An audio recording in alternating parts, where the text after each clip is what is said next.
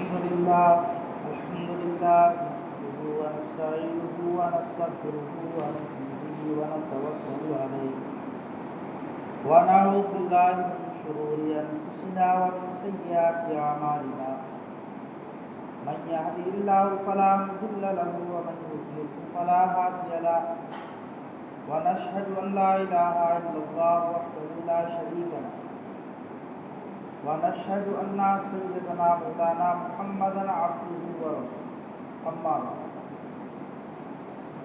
قال النبي صلى الله عليه وسلم حب الوطن نصف الإيمان صدق الله العظيم وصدق رسوله النبي الأمين المكين الكريم ونحن على ذلك من الشاهدين والشاكرين والحمد لله رب العالمين.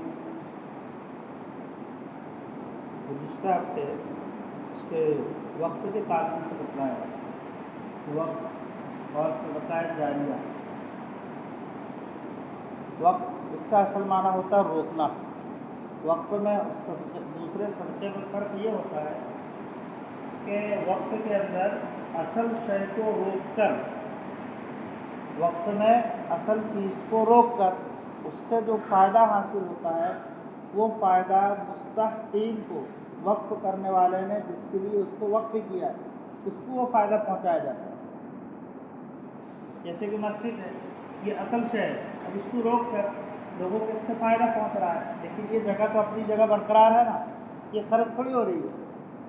اس سے جو فائدہ حاصل ہو رہا ہے وہ لوگوں کو پہنچ رہا ہے. ایسی شے کو وقف کہتے ہیں، یعنی اصل شے کو روک کر اس سے حاصل ہونے والا فائدہ لوگوں کو پہنچے، مستحقین کو، مطلب جس کے لیے اس نے وقف کیا ہے اس مقصد کے تحت فائدہ پہنچے، اس کو بولیں گے وقف. اور صدقے میں کیا ہوتا ہے؟ صدقے میں یہ ہوتا ہے کہ اصل چیز ہی خرچ ہو جائے. مثال کے طور پر آپ نے مکان صدقہ کر دیا، اب آپ اس کے مالک نہیں رہے، بلکہ جس کو صدقہ کیا صرف وہ مالک ہے. پیسے صدقہ کر دیے، اصل مالک اب آپ نہیں رہے، بلکہ جو پیسہ صدقہ کیے، جس کو صدقہ کیے، اب وہ اس چیز کا اصل مالک ہے، دوسرا اصل مالک نہیں. تو صدقے میں اور وقف میں یہ فرق ہے کہ صدقے میں عین شے اصل چیز خرچ ہوتی ہے اور وقف میں عین شے اصل چیز باقی رہتی ہے، فائدہ پہنچتا ہے.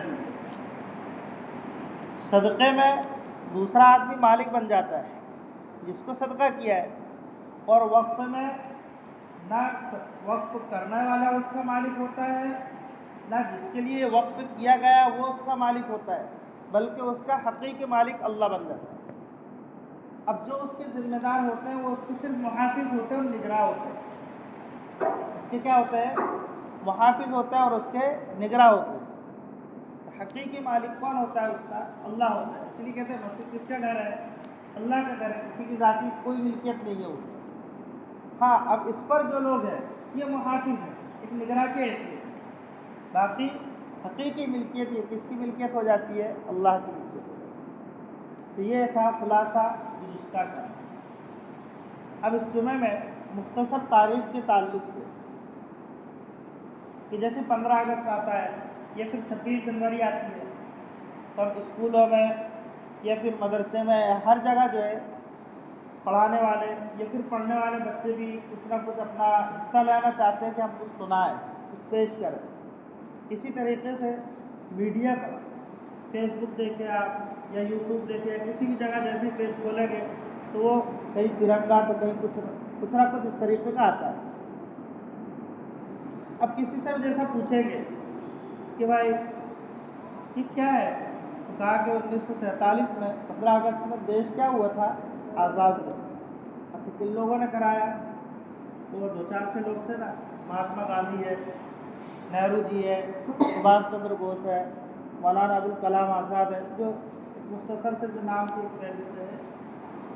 اب سن کر ایسا لگتا ہے کہ اب یہ لوگ بیٹھے تھے رات میں میٹنگ میں اور یہ طے کر لیا کہ کل دیش کو آزاد کرنا ہے اور یہ ہو گیا دیش آزاد. ایسے 2-4 لوگوں کو ہوتا کیا میٹنگ سے ایسا کیا کچھ نہیں. ایک بہت لمبی داستان ہے. اگر اس کو کوئی پڑھنا بھی چاہے، بیان کرنا چاہے، ہر جمعے میں بھی کرنا چاہے تو پورے سال میں کیا 2 سال میں بھی پوری کی. اتنی طویل داستان. بس یعنی یہ نام وہ ہے ایک مشہور حیثیت رکھتے ہیں، ورنہ لاکھوں نام سے بھی زیادہ نام ہوتے ہیں، ہزاروں، 10,000، 50,000 نہیں، بلکہ لاکھوں سے بھی زیادہ نام ہوتے ہیں۔ حقیقت یہ ہے کہ ہم کو اصلی اعتبار سے، چاہے وہ 15 اگست ہو یا 26 جنوری، یہ دن ہمیں ہندوستانیوں کے لیے کچھ سوچنے کا ایک پیغام دیتا ہے، کچھ سمجھنے کا پیغام دیتا ہے، کچھ اسباب کو یاد کر کے اس کو دہرانے کا پیغام دیتا ہے کہ اس کی حقیقت کیا ہے، کہ کس طریقے سے انہوں نے اپنے حق کو وصول کرنے کے لیے، ہندوستان کو آزاد کرانے کے لیے کس طریقے سے کاوشیں کی۔ اس کی شروعات کہاں سے ہوتی ہے؟ 1756 سے۔ اب یہ ایک مشہور تاریخ ہے، ہر تاریخ کی کتاب میں اس طریقے سے لکھا ہے 1756 جب نواب سراج الدولہ جیسا ایک جری بہادر بادشاہ کا دور حکومت آیا، اس وقت اس کی شروعات ہوئی۔ اب کچھ کتابوں میں 1731 بھی لکھا ہے کہ ہندوستان کے مختلف حصوں سے، جیسے کہ پنجاب کا علاقہ ہے، بنگال کا علاقہ ہے، ادھر سے 1731 اور بعض کتاب میں 1721 سے بھی آواز اٹھنا کیا ہو گئی تھی، شروع ہو گئی۔ 1721 اور 21 کی بھی یعنی تاریخ میں اس کا تذکرہ موجود ہے۔ اب یہ دور کب مکمل ہوا؟ جب مشہور اور معروف جو تاریخ دہرائی گئی، جس پر محبین وطن کو جس طریقے سے گولی اور گاجر کاٹتے نا، ایک دم بے رحمی کی طرح اس طریقے سے خون کی ندیاں بہی، خون کی ہر چوک گویا کہ کیا بن گیا تھا، ایک مقتل گاہ بن گیا تھا، ہر گھر گویا کہ زندہ خانہ، مطلب کیا بن گیا تھا کہ قید خانہ وہ بن گیا تھا۔ یہ حیثیت کچھ اس وقت جب یہ دیش کیا ہوا تھا۔ یہ دو تاریخ ہوتی ہے، 1756 اور اس سے پھر 1857، یہ ایک تاریخ، اور 1857 سے 1947، 1857 سے 1947 یہ جو تاریخ ہے، اس پر جب یعنی انگریز کے غلامی کی زنجیریں جب یہاں کے وطنی اور باشندوں کے گلے سے جس وقت نکالی گئی اور مکمل یہ دور جو پورا ہوا، یہ 1947 کا زمانہ۔ یہ دو تاریخیں، کتنی صدی کی لڑائی، یہ 2 صدی سے بھی زیادہ ہے، 2 صدی سے بھی کیا ہے، زیادہ ہے۔ اب ہم دونوں کا جائزہ لیں گے، دونوں کا کیا لیں گے، جائزہ۔ تو پہلی جو صدی ہے، چاہے وہ 1721 سے آپ گنیں یا 21 سے گنیں یا 1756 سے، تو پہلی صدی میں دیگر سماج کا کوئی رول کار نہیں تھا، کسی بھی قسم کا کوئی رول کار نہیں، صرف تنے تنہا مسلم قوم نے یہ لڑائی کی۔ اچھا ایسا کیوں ہوا، دیگر سماج کی نہیں؟ کیونکہ مسلمان نے ہزاروں سال یہاں پر حکومت کی، ہزاروں سال، 950 برس کیا، تو ہر قسم کا عہدہ اور اسی طریقے سے حکمرانی یا طاقت بولو یا مالی اعتبار سے، جس اعتبار سے بھی مسلمانوں کے پاس اچھی خاصی ہر چیزیں موجود ہیں، اسلحہ کی فراوانی، یہ ساری چیزیں موجود ہیں۔ اسی لیے مسلم جو رؤسا ہے، یعنی بڑے اکابر بولیں گے یا اسلاف بولیں گے یا خانقاہ میں بیٹھنے والے شیخ بولیں گے یا مسجد میں امامت کرنے والے امام بولیں گے، کہ اسی طریقے سے بڑے بڑے جتنے بھی علماء اور جتنے بھی اسلاف تھے، ہر ایک نے اس پر حصہ لیا اور خود فوجی بن کر اس پر شریک۔ ایسا نہیں کہ حکم دے دیا اور خود گھر پر بیٹھے، ایسا نہیں، بات سمجھے، خود اپنی ایک فوج تیار کر کے، اور یعنی جو انگریز ان کی فوج کے ساتھ انہوں نے کیا کیا، کام کیا۔ شروعات کی جو ہسٹری ہے، 1750 میں ٹیپو سلطان کی پیدائش، پہلی صدی کی جو ایک تاریخ ہے، اور اس پر جو حساس نظر اور بشاش بادشاہ، جس کو کیا کہا جاتا ہے، ٹیپو سلطان، حضرت ٹیپو سلطان ایک نیک بادشاہ تھے، میسور جو کرناٹک میں، کیسے تھے، نیک بادشاہ۔ اب بھلی ان کو لوگ برائی کے ساتھ جس طریقے سے بھی یاد کرتے ہیں، لیکن حضرت شیخ الہند رحمۃ اللہ علیہ فرماتا ہے کہ یہ تہجد گزار شخص تھے۔ کیا تھے، تہجد گزار۔ جب انہوں نے ایک مسجد بنوائی، اس کا ادگھاٹن کے لیے 1000 سے زائد علماء اکرام کو بلایا، اور یہ شرط رکھی کہ اس مسجد میں سب سے پہلی نماز وہ پڑھائے گا جس کی کبھی عصر کی سنت بھی نہ چھوٹی۔ سارے کے سارے لوگ جتنے بھی تھے، کوئی آگے بڑھنے کے لیے تیار نہیں، اس کی تہجد بھی کبھی نہ چھوٹی، کوئی آگے بڑھنے کے لیے تیار نہیں ہوا۔ پھر خود ہی حضرت ٹیپو سلطان رحمۃ اللہ علیہ آگے بڑھے اور نماز پڑھی اور کہا کہ جو شرط میں نے رکھی تھی اس شرط یعنی شرم کے اعتبار سے خود مجھے کیا کرنا ہوگا آگے بڑھنا۔ یہ بادشاہوں پر یہ نوعیت تھی۔ انہوں نے جب دیکھا کہ اگر کوئی منظم طاقت، اگر کوئی منظم تحریکات، اگر کوئی منظم طرز عمل کو اختیار کر کے انگریز کا اگر مقابلہ نہیں کیا گیا تو وقت دور نہیں ہے کہ سارا کا سارا ملک جو ہے انگریز کا ہو جائے گا۔ انہوں نے سارے مسلم سماج کو ایک ساتھ اکٹھا کیا اور ایک بڑی فوج انہوں نے کیا کی، تیار کی، بڑی فوج تیار کی اور سرنگا پٹنم میں ایک لڑائی تھی، یعنی مقابلہ تھا وہاں پر کیا تھا، مقابلہ تھا۔ اور ان کے نیچے جو میر صادق تھا اس نے غداری کی۔ جیسے ہی انگریز فوج نے کہا کہ آپ اس سے پیمنٹ لے لو، یعنی رشوت لے لو یا پیسے لے لو یا مان لے لو، تو اس نے کیا کی، غداری کی۔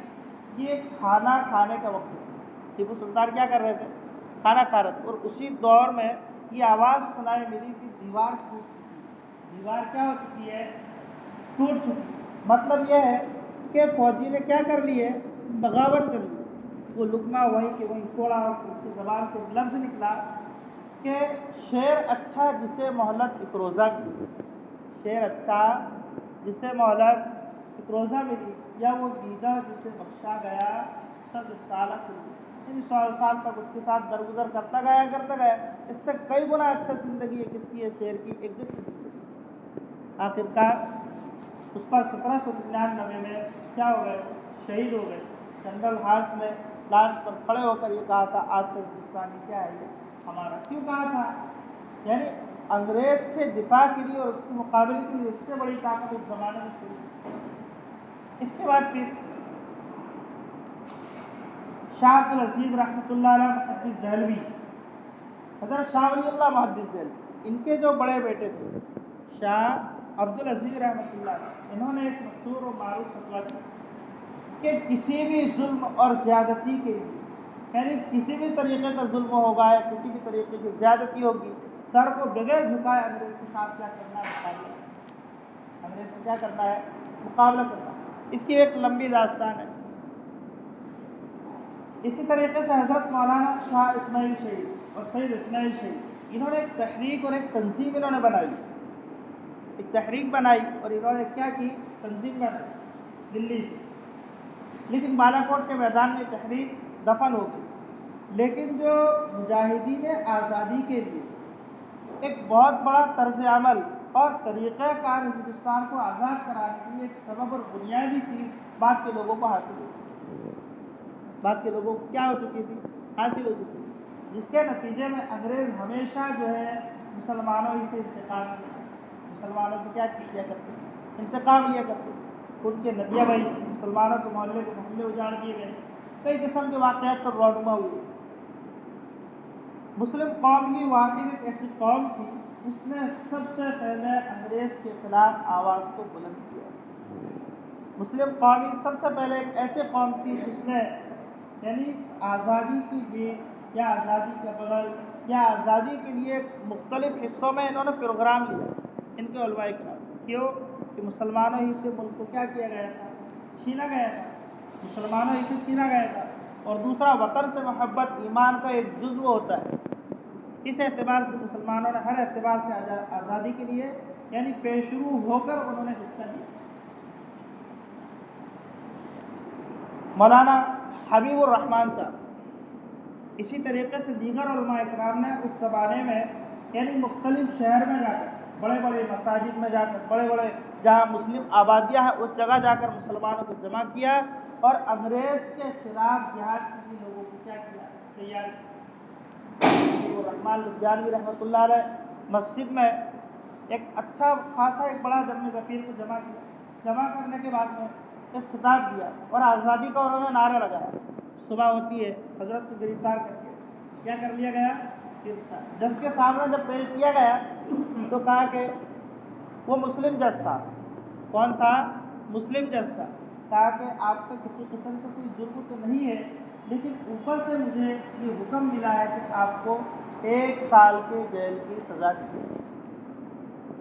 مولانا حبیب الرحمان صاحب ودیانوی رحمۃ اللہ علیہ فرماتے ہیں، کہا کہ آج میرا ایمان مجھے پتہ چل گیا کہ کس قدر اعلیٰ درجے کا ہے اور تیرا ایمان کس قدر ادنا درجے کا ہے۔ آج مجھے پتہ چل گیا کہ میں جو ہے یعنی جیل میں رہ کر بھی آزاد ہندوستان ہوں اور تو جس کی کرسی پر بیٹھ کر بھی غلام ہندوستان۔ میں جیل میں رہ کر بھی کس پر ہوں؟ آزاد ہندوستان، اور تو جس کی کرسی پر بھی بیٹھ کر کیا ہے؟ غلام ہندوستان۔ اسی طریقے سے اور بھی حضرت شیخ الہند رحمۃ اللہ علیہ، حضرت حسین احمد مدنی رحمۃ اللہ علیہ، ان کے تعلق سے خود انگریزوں نے لکھا ہے کہ اس قدر زیادہ نفرت تھی کہ اگر ان کو جلا کر ان کی راکھ کو بھی اگر سونگا جائے گا نا، انگریز کے خلاف ہوا ہے، انگریز کے خلاف ہوا ہے۔ اسی طریقے سے 3 حضرات، حضرت مولانا محمد یحییٰ جعفر علی اور حضرت مفتی شفیع صاحب لاہوری، مولانا محمد شفیع صاحب لاہوری، انگریز عدالت نے کہا کہ کل تم کو پھانسی کی سزا ہونے والی ہے، کل تم کو کیا ہونے والی ہے؟ پھانسی کی سزا ہونے والی ہے، اور تمہاری جتنی بھی املاک ہے، جتنی بھی مالی حیثیت ہے، سب کو جو ہے قبضہ کر لیا جائے گا اور تمہاری لاش کو وارث کے حوالے نہیں کیا جائے گا۔ اب یہ حکم سنایا گیا، یہ حکم سننے کے بعد میں تینوں کے تینوں اکابر کی ان کی زبان سے اور ان کے ہونٹوں سے رقص جاری ہو گیا، ایک مسکراہٹ طاری ہو گئی۔ انگریز کہتا ہے کہ بات کیا ہے؟ شاید کہ انہیں سمجھے نہیں، پھر سے بات کو دوہرایا، کل تم کو پھانسی کی سزا، پھانسی کی، تمہاری مالی جتنی ہے، جتنے بھی املاک ہے نا، سب پر قبضہ کر لیا جائے گا اور تمہاری لاش کو بھی وارثین کو نہیں دیا جائے گا، بلکہ ذلت کے ساتھ اور رسوائی کے ساتھ کیا کر لیا جائے گا؟ یہی جیل خانے میں اس کو دفن کر دیا۔ پھر مسکرا رہے، کہا کہ ان کو کیا ہو گیا ہے؟ یہ کم وقت جو ہے یعنی اتنی سخت سزا سننے کے بعد بھی ان کے چہرے پر کسی قسم کی بھی یعنی کوئی آسان نظر نہیں آتی۔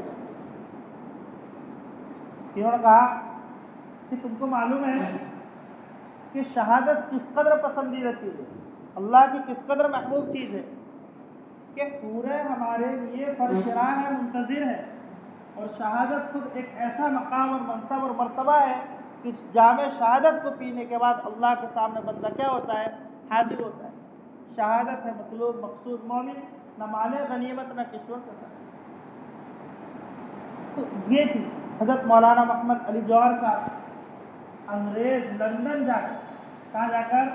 انگریز کے پائے تخت پر جا کر کہا اور انگریز کو للکارا اور کہا کہ میں ہندوستان اس شرط پر واپس جاؤں گا کہ آزادی کا پروانہ میرے ہاتھ میں، تو کیا پروانہ میرے ہاتھ میں۔ ان کو بھی جیل میں ڈالا گیا، ایک مختصر بتلاؤ، ان کو بھی کہاں ڈالا گیا؟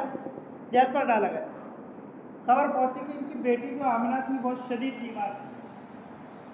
اب اگر ہم کو اس طریقے سے خبر پہنچے، تھوڑا سا معائنہ کریں، محاسبہ کریں کہ ہماری کیا کیفیت ہوگی، لیکن حضرت کی راہ میں کسی قسم کی کوئی چیز رکاوٹ نہیں بنی۔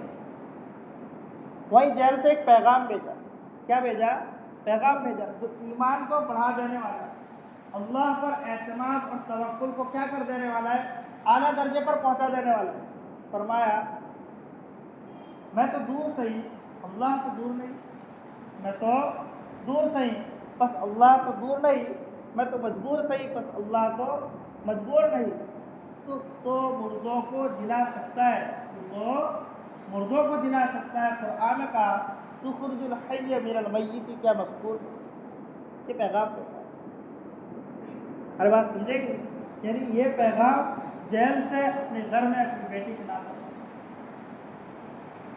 بہرحال بتلانے کا مقصد یہ ہے کہ جس قدر دیگر سماج نے یہاں پر پسینہ بہایا، اس سے کئی گنا زیادہ مسلم سماج نے یہاں پر کیا بہایا ہے؟ خون بہایا۔ کیا بہایا ہے؟ خون بہایا۔ ہم کو اپنی تاریخ یاد رکھنا، یہ ہمارا یعنی اعلیٰ درجے پر پہنچنا یا مستقبل کو روشن بنانے کے لیے نہایت ہی ضروری ہے۔ اگر کسی قوم کو ذلیل کرنا ہوتا ہے، کسی قوم کو پستی پر پہنچانا ہوتا ہے، تو سب سے پہلا رول یہ ہوتا ہے کہ تاریخ کو کیا کیا جاتا ہے؟ بھلا دیا جاتا ہے۔ تاریخ کو کیا کر دیا جاتا ہے؟ بھلا دیا جاتا ہے۔ تاریخ کی اسلام میں ایک حیثیت ہے، تاریخ کی اسلام میں کیا ہے؟ ایک حیثیت ہے اور بہت اعلیٰ درجے کی حیثیت۔ قرآن نے تاریخ بھی بیان کیا ہے، واقعات بھی بیان کیا ہے نصیحت کے لیے۔ اب ہم جو ہے اس وقت کا معائنہ کریں اور آج کا معائنہ کریں۔ اب یہ جو آزادی ہے، آزادی کے لیے جو مختلف قسم کے جو پرچم لہرائے جاتے ہیں اور جو وراثت میں یہ جو چیز ہم کو ملی، ہم اگر اس دور کا محاسبہ کریں جو انگریز کا زمانہ تھا اور اس دور کا ہم محاسبہ کریں تو پتہ چلے گا کہ جس قدر اس زمانے میں ظلم تھا اس سے کہیں زیادہ آج کے اس دور میں، اس سے کہیں زیادہ کیا ہے آج کے اس دور میں۔ کیا دنگے فساد ہمارے سامنے نہیں ہے؟ خود ہمارے مختلف اسٹیٹ کے جو تاریخ ہے، چاہے گجرات ہو، دلی ہو، اور بھی مختلف علاقے ہیں، بنگلور ہو، اندور ہو، کہ ہمارے سامنے نہیں ہے؟ کبھی چھوٹے چھوٹے جرم میں مسلمانوں کے کیا گھر کو کیا کر دیا جاتا ہے؟ بھاگیے۔ ہم جو ہے ظلم کے خلاف آپ صلی اللہ علیہ وسلم نے بھی آواز اٹھائی، صحابہ نے بھی آواز اٹھائی۔ نفرت کے خلاف، اسی طریقے سے اتحاد کو توڑ دینے والی چیز کے خلاف حضور صلی اللہ علیہ وسلم نے بھی آواز اٹھائی، صحابہ کرام نے بھی آواز اٹھائی۔ فرق یہ ہے کہ ہم جو ہے ایک مسلک کی بنیاد پر، کس کی بنیاد پر؟ ایک چیز اس کو سمجھے آپ، ایک ہے مسلک، مسلک جو 4 مسلک ہے، اس کے بعد اور بھی جو نکلتے ہیں۔ ہم دیکھیں آج کے اس دور میں جتنے کنکر جتنے سنکر وہ سب کے سب ایک پلیٹ فارم پر ہیں۔ ہر بات سن لیں گے، ایک قرآن ہے، ایک حدیث ہے، رسول ہے، اللہ ہے، توحید ہے، ایک کلمہ ہے، اس کی بنیاد پہ ہم منتشر ہیں۔ اب یہ جو اختلافات ہیں، ان اختلافات کو ذاتی اختلاف مت سمجھیں۔ یہ ذاتی اختلاف ایک الگ ہے جو پرسنل ہوتا ہے، ایک دینی اختلاف ہے وہ الگ ہے۔ دینی اختلاف ہم جس چیز پر بھی عمل کر رہے ہیں اس کو ہم یہ سمجھیں یہ کیا ہے، ناسخ ہے، سامنے والا جس پر عمل کر رہا ہے یہ منسوخ ہے۔ آپ کو جو اچھا لگتا ہے، جس عالم کی بات اچھی لگتی ہے، جس سے مشورہ لے کر آپ اس پر عمل کیجیے، لیکن جو دوسرا جس چیز پر عمل کر رہا ہے اس کی تردید مت کرو، اس کی تردید کیا کرو مت کرو، اس کی تردید وہ کریں گے جو صاحب علم ہے۔ اگر اس طریقے پر ہم عمل کریں گے تو انشاءاللہ آج بھی امت مسلمہ کے اندر اتفاق اور اتحاد کیا رہے گا؟ برقرار رہے گا۔ ہر قسم کے معاملات کو ہم قرآن اور حدیث اور اس کے مطابق ہم حل کرنے کی کیا کریں؟ کوشش کریں، تو سارے کے سارے اختلاف امت مسلمہ کے اندر سے ختم ہو سکتے ہیں۔ اللہ ہم سب کو عمل کی توفیق دے۔